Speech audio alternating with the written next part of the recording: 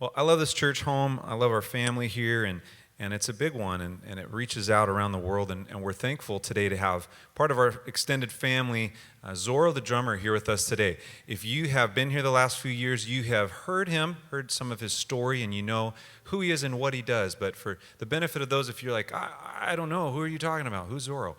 Zoro's a professional drummer that is literally known around the world, and he's played with on tracks from everyone from Michael Jackson, Stevie Wonder, Frankie Valli and the Four Seasons, Lenny Kravitz. It just goes on and on and on. There's not really a venue, large venue around the world that he hasn't played, or a TV show, or et cetera, et cetera, et cetera. So I'm bragging on him because he's an awesome guy. But what I love is not just the skill and the talent that he has for music, but it's the skill and the tenderness of his heart. I've walked with this brother and through so many different ministry situations. He's devoted his life to teaching the gospel. He frequently goes into prisons and shelters, reaching out and trying to bring hope to a lost generation. And it's just awesome. So we are honored and blessed to have him with us today. So would you help me welcome Zoro as he comes? Thank you. Wow, what a nice introduction, man. Oh, it's awesome to be here. How are we all doing this morning? Come on, Grants Pass. Come on, let's get some energy up in this place. Yeah, I am happy to be here and thrilled. I'm going to put on, there we go. We're in Exodus. Hang on, I'm just getting my computer set up here. You guys have been in the book of Exodus, and Mark was kind enough to let me teach a message here in between the whole series.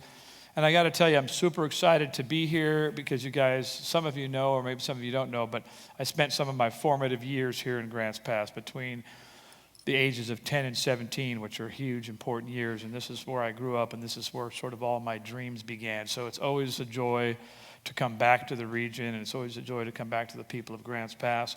I want to share with you what I learned out of studying the book of Exodus, chapters 35 and 36. I walked away with two major things.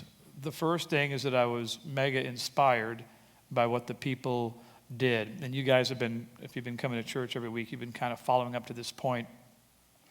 You know, the children of Israel forgot their promise to God, and they began to worship false idols again. How many times have we all done that?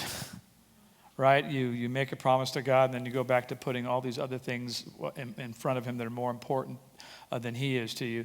But the beauty of God is that he forgave the people when they repented, and that offer still stands today. He still is willing to forgive us of placing other things in front of him.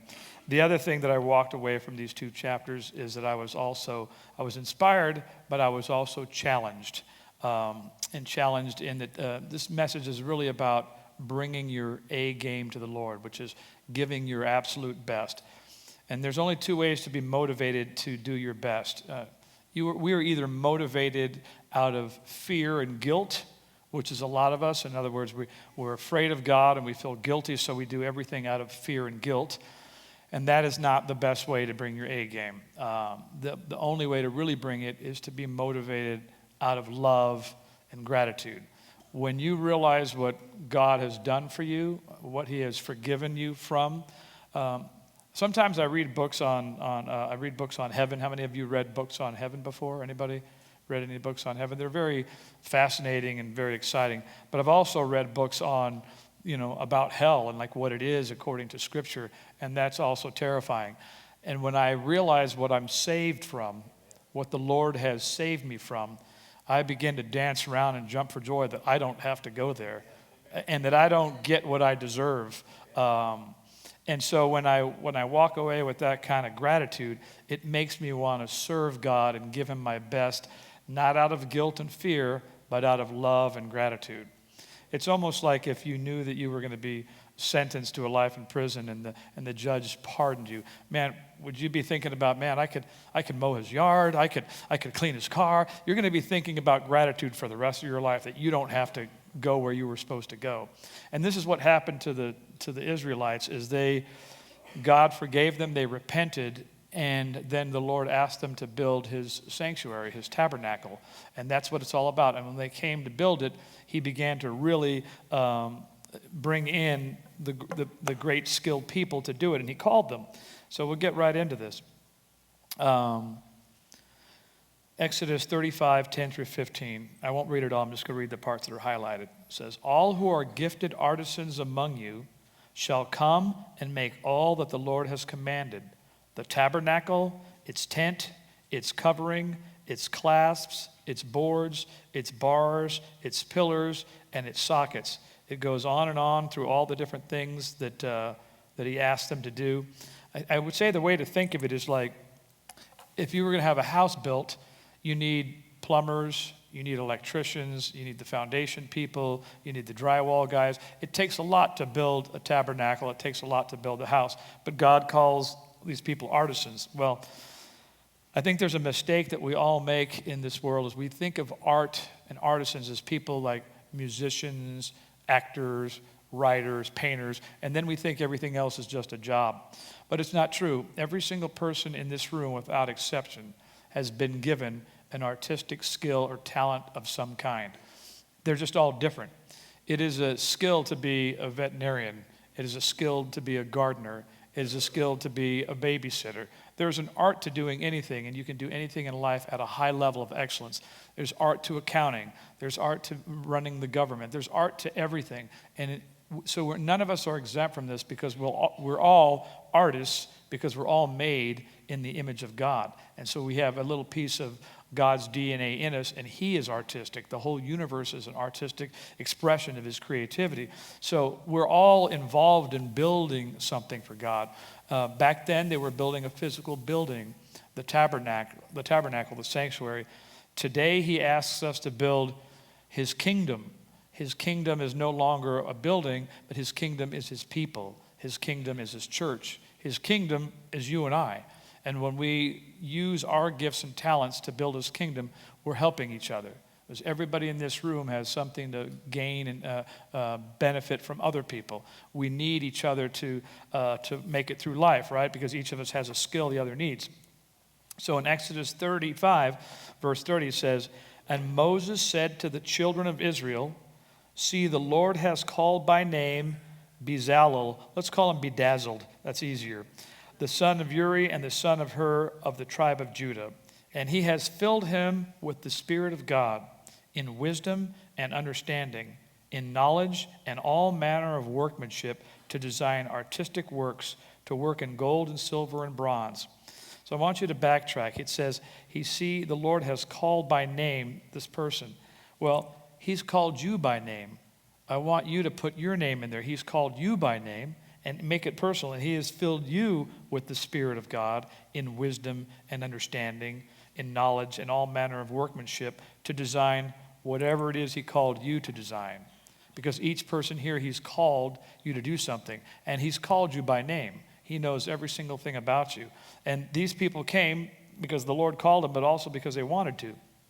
Now it says here in verse 34, and he has put in his heart the ability to teach, in him and Aholiab and the son of how do you say it? Ahisamach. Man, I'm glad they made names like John and Betty later, because that was like a lot easier to say. No wonder why they were lost out there. They couldn't remember what to call each other. And he says, and he has filled them with the skill to do all manner of work of the engraver and the designer of the tapestry and the tapestry maker. But the first part, it says, he has put in his heart the ability to teach. Okay, I'm a teacher, and I've been a teacher for a long time. I'm a drummer, I'm a speaker, I'm a writer. But he has put that ability in me. Whatever you have, he has put that ability in you. Nobody here can say whatever ability you have, you've given it to yourself, because you haven't. You were born with these things. The Lord put them in you. But the whole point is that he wants you to use them. Has any of you ever seen the movie A Christmas Carol? Does anybody know the story of A Christmas Carol? Nobody's seen Scrooge? All right, more hands go up when I say Scrooge. Scrooge, the character Scrooge, the movie Scrooge, is from the book called A Christmas Carol by Charles Dickens. Next to the Bible, I consider it one of the greatest redemptive stories of all time. It's about this man, Ebenezer Scrooge, in England in the 1800s, and he's a mean miser. He's selfish. All he thinks about is himself. He doesn't give anything. And anyway, he gets visited by three ghosts, if you remember the story. And the third ghost is the ghost of Christmas future. And when he gets visited by the third ghost shows him what is awaiting you if you don't change. He basically shows them that you are on your way to hell, and based on the life you've lived and that you have never, given your life to Christ. So anyway, Scrooge wakes up from the dream and realizes it was a dream, but he realized it was also a warning. And he immediately changes the name of his tune. Now, I grew up with one, the first one I watched was from the 70s, and it was one starring Albert Finney, and it was a musical version of Scrooge, much like Chitty Chitty Bang Bang or Mary Poppins, full of all these whimsical songs. But anyway, there was a song in there, and after Scrooge realized that he had a chance to be redeemed, that God was going to forgive him, he started singing this song called Thank You Very Much. And it was all about thank you very much. That was the nicest thing anyone's ever done for me. So when you yourself realize what God has saved you from and where you don't have to spend eternity, you ought to be waking up dancing like Scrooge every day, going, I have a chance to make a difference. I have a chance to use what God gave me. I have a chance. But when we don't really appreciate what he's done, then we don't really bring our A game. And today I want to inspire you, not guilt trip you and not make you do any of this by coercion, but inspire you to cultivate in your heart that spirit of love and gratitude. And this is what the children of Israel did. Out of their free heart flowed love and gratitude because they were grateful that God forgave them of all their stuff. And that made them want to come and bring their best work to God. And so I have 5 questions we're going to explore through this message. The first one to ask yourself, this is something we should ask ourselves, is what has God given me to work with? This is an important question you have to ask yourself. Some of you don't know the answer to that. Some of you in here do know the answer. And it has nothing to do with age. There are young kids in here that already know what God has given them. And there are young kids here who don't know what God's giving them. There are older people in here that have lived a long time and they still don't know what God has given them. And there are older people who do know what God has given them. The bottom line is if you don't know what God has given you to work with, just ask him. Come to him and say, Lord, what have you given me to work with that you want me to take to a high level that I can make a difference in this world with? Because this is the reason he gave you those abilities and gifts. Romans 12:6-8 says, having then gifts differing according to the grace that is given to us, let us use them. If prophecy, let us prophesy in proportion to our faith, or ministry, let us use it in our ministering. He who teaches in teaching, he who exhorts in exhortation, he who gives with liberality, he who leads with diligence, he who shows mercy and with cheerfulness. Now, some people don't think of those things as a gift, but if you have the gift of mercy, that is a huge gift. The gift of mercy are the kind of people like nurses or people that work for Red Cross or people or counselors that sit there and listen to your sad sob story for 3 hours. That takes a gift because I don't have that gift. I don't have that gift. I have a teaching exhortation gift, but if somebody's going to share with me their sad sob story, I'm thinking about the Brady Bunch episode from 1975. Because we're all wired differently. God gives us each different things that the whole overall body needs. And all you got to do is just be the moving part that you are. If you're an eyeball, all you got to do is see, If you're a kneecap, all you got to do is bend. You just have to figure out what part you are and just be that. And that makes the whole thing work. So this is talking about the different gifts, but he says, let us use them. Now, so that's the first question. What has God given me to work with? And there's a couple of proverbs that are my favorite, and I've seen these come to pass in my life. Proverbs 18:16 says, a man's gift makes room for him and brings him before great men. And 22:29 says, do you see a man skilled in his work? He will serve before kings. He will not serve before obscure men. Now, when I was growing up here in Grants Pass, I had a dream and a vision to take this little gift of rhythm that God gave me, of drumming, and I envisioned myself doing something great with it for God. And so in all these years, I did get to travel with the kings of this world and meet some of the highest people in the highest places. But there was always a purpose in it. And if you want to know what your purpose is, there are people wandering the earth all their life wondering, what is the purpose of life? What is my purpose? Why am I here? I mean, those are the 3 questions I think we ask throughout our whole lives. What is my purpose? I can tell you in one sentence right now, your search is over. I can tell you what your purpose is, and if you remember it and just live by it, that is your purpose. Your purpose is to glorify and honor God with your life. That's your purpose. Your purpose is to glorify and honor God with your life. Now, your individual path of how you would do that, everyone is different because everyone has a different gift, a different talent. They're born in different centuries and different geography. But the purpose is the same. Glorify and honor God with your life.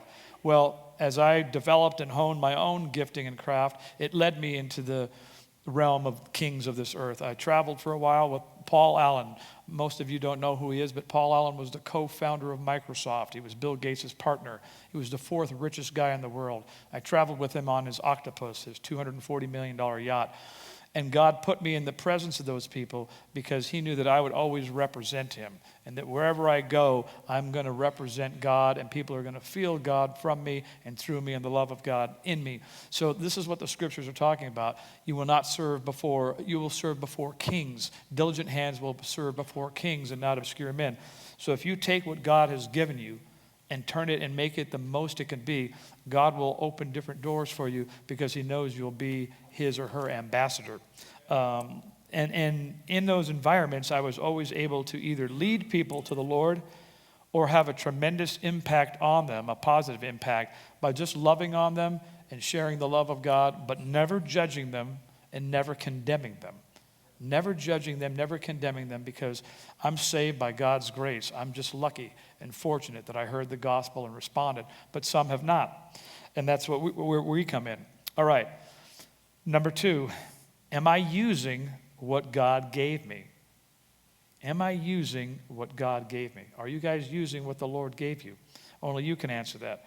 Coach John Wooden of the UCLA basketball team said, "Don't measure yourself by what you have accomplished, but by what you should have accomplished with your ability." In other words, we have this limitless potential inside of us, and how much of it are we using? Then I love this quote from Charles Finney. He says, "The truth is God is the most reasonable of all beings. He asks only that we should use each moment for him, in labor or in rest, whichever is most for his glory. He only requires that with time, talents, and strength which he has given us, we should do all we can to serve him." He basically just asks you to give him all of your life.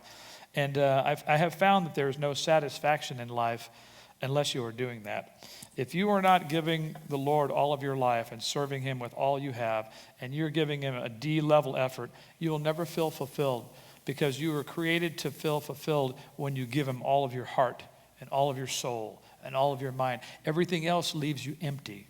Everything else leaves you void. And the people that I've traveled with that were legendary people in the world, those who were not living that way, even with all their riches and glory, they were still unhappy. They were still unsatisfied, because God made you for him and for him alone. But he wants you to choose him. He wants you to choose to come with what you have by a free will offering. How many of you have children in here? How many of you were children? I guess most of you grew up as adults. I mean, you started, because I didn't see hardly any hands going. Okay, if you're a parent like I am, how many of you enjoy when your son or daughter gives you a Mother's Day card or a Father's Day card without you having to tell them? I mean, I love it when my kids bring me a gift or a Father's Day card, or when they wrote something and I didn't have to guilt trip them, or I didn't have to coerce them or manipulate them. Well, don't you think God feels the same way? We're his children. He likes it when we come and give him what we have on our own without him saying, "Don't you know what I've done for you?" Like, I mean, how about with your kids, "Don't you know how much I've done for you all your life? Why can't you just give me a Mother's Day card, a Father's Day card?" That doesn't work. And then when they do, you never enjoy it. Why? Because you coerce them into it. It was manipulation. So God's not trying to coerce or manipulate anybody in here into serving him. He wants you to do it on your own, because then it really feels like love. Love only feels like love when somebody freely gave it. It doesn't feel like it when you have guilt trip them into giving it. I want to take you through a couple of these quick quotes. Christians in their effectual calling are not called to idleness, but to labor in God's vineyard and spend their day in doing a great and laborious service. Jonathan Edwards said that. John D. Rockefeller said, "Don't be afraid to give up the good to go for the great." Why settle for mediocrity when you're capable of mastery? I wrote a book. It was called Soar, and it's out there on the product table. And some of you got it last time I was here. But spent several years writing that book and working really, really hard to write something that would really empower and impact people. I could have finished years earlier if I just wanted to give a half effort, but I didn't. I wanted to give it my all. So I woke up at 3 o'clock in the morning, for about 3 years, and worked till about 8 in the morning as God was downloading things. I wanted to give God my best. Why? Because he's given me the ability to be excellent in that area. It's up to me whether I decide to be or not, and he's given you the same thing. I'm now writing my memoir. It's my life story, my childhood story from 7 to about 21 to the fulfillment of my dream. It's kind of a Forrest Gump meets Rudy, Rocky, and The Blind Side, all in one, and it's my story. But I'm working vigorously and diligently. I probably bought 100 books on writing over the last 3 or 5 years, studying them. Why? Because I want to write something that when it is released and people read it, that it touches them, that it changes their life, that it leads them to God in a very matter-of-fact way through the story. And that's only going to happen if I give up the good to go for the great. And sometimes that means an editor comes back and says, you need to redo the whole thing over. And in life, we have these opportunities to do great work, but we often settle for just the lowest level of work that we can do. And the only person you're cheating is yourself when you do that. And you're cheating the world out of what they could have had. And you're cheating God out of what he gave you. If I was a billionaire and I gave my son $1 million to start a business with, I would be very happy as his father if he turned it into something. But if I gave it to him and he just squandered it and he never used it, I'm not a very happy father because I gave you the potential to do something really great. So God has given everybody in here gifts and skills and talents, the potential to be great. And at the end of my life, I don't want to go to him and say, I was kind of lazy, man. I was just looking to retire. A lot of people are just working to get to a place where they can retire and do nothing. But guess what? You die quickly that way because you're meant to be productive and you're meant to work on something and you're meant to have goals and visions and dreams to pursue. If you wake up every day and you're bored, I can tell you one thing: you don't have enough goals.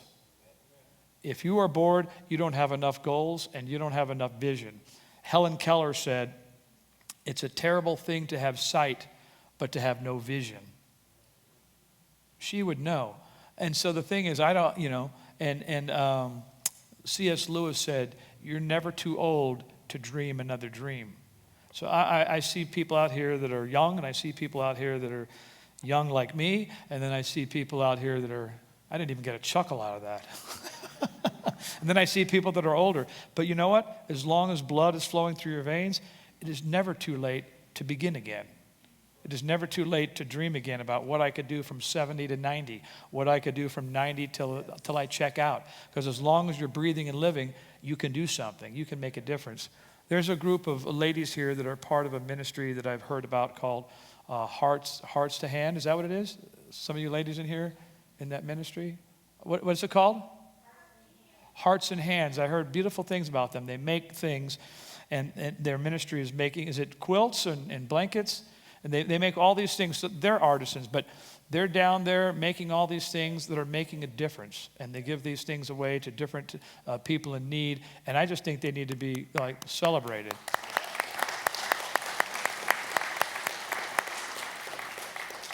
And they're doing it. And many of you in here are doing that. But I want you to know that every single thing you do matters. And every single thing you do at the end of your life adds up to something. And all you got to do is go around every day thinking about, how much good could I do? There's a quote I'm going to read you. I was going to end with it, but I still got a couple more points I want to make. But I want to read this quote for you. It's by John Wesley.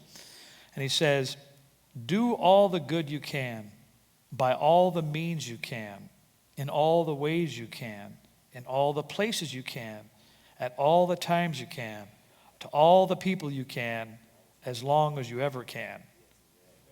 I mean, that's just as simple as it gets, is just every day. And so I think sometimes we think ministry is getting up here and speaking, okay? anybody who's got a voice, who can communicate, can get up here and speak. That doesn't mean they're doing any of it when they walk off here. That doesn't mean they're living any of it. That just means they're a good orator, and the world is filled with people with hot air that speak one thing and do nothing, right? That's not ministry. Ministry is actually giving what you have to give and making a difference everywhere you go, like that quote. Just doing good wherever you can, with whatever job you have, doing the best work you can, making a difference wherever you can. That is what's ministry. But you're doing it for the Lord, and I want to encourage you and inspire you to bring him your A game because you're capable of it. If you've had a kid who has a talent for something and they've been lazy, isn't that disappointing? When you go, man, you've got a real talent for that. Why aren't you working on that? Why aren't you turning that into something? It's the same thing with God. He gives us all these abilities, and we're just sitting there around squandering them, not doing anything with it. He wants us to use what he's given us. I'm going to read you a couple of quick passages out of Exodus here. I got another 3 minutes, and that's okay. In Exodus 36, verse 1 through 3, he says, so Bezalel and Oholiab and every skilled person to whom the Lord has given skill and ability to know how to carry out all the work of constructing the sanctuary are to do the work just as the Lord commanded. Then Moses summoned Bezalel and Oholiab and every skilled person to whom the Lord has given ability and who was willing to come and do the work. Willing to come. Continues, they received from Moses all the offerings the Israelites had brought to carry out the work of constructing the sanctuary.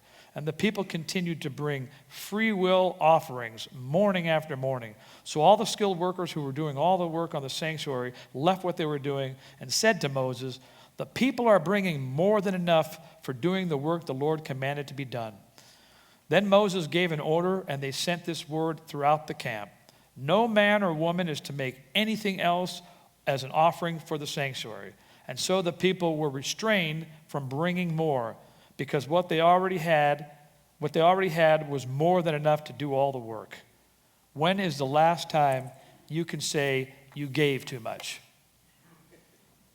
When is the last time the church said, we don't need any more? Right?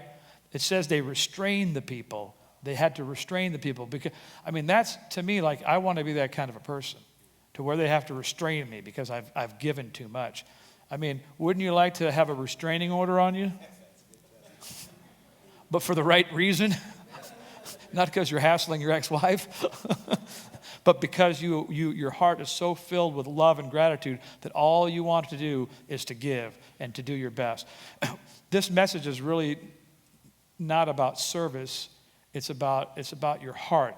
When your heart is right with God, when you're walking in a place of love and gratitude for what he's been willing to forgive you of, and in appreciation for what he's given you to make a life with, to make a difference with, that will naturally turn into love, appreciation, affection, gratitude, which will then turn into you making a difference, which will turn into work. So this is just a question of your heart. I want to thank you guys for listening. I'm going to close out in a prayer, and then I'm going to play a song for you. Because I think I was supposed to bring the plane in at 11:07, and I think that is correct, because I'm a drummer and I keep track of time. Anyway, did you guys get anything out of the message? Awesome. Well, let me pray for you then.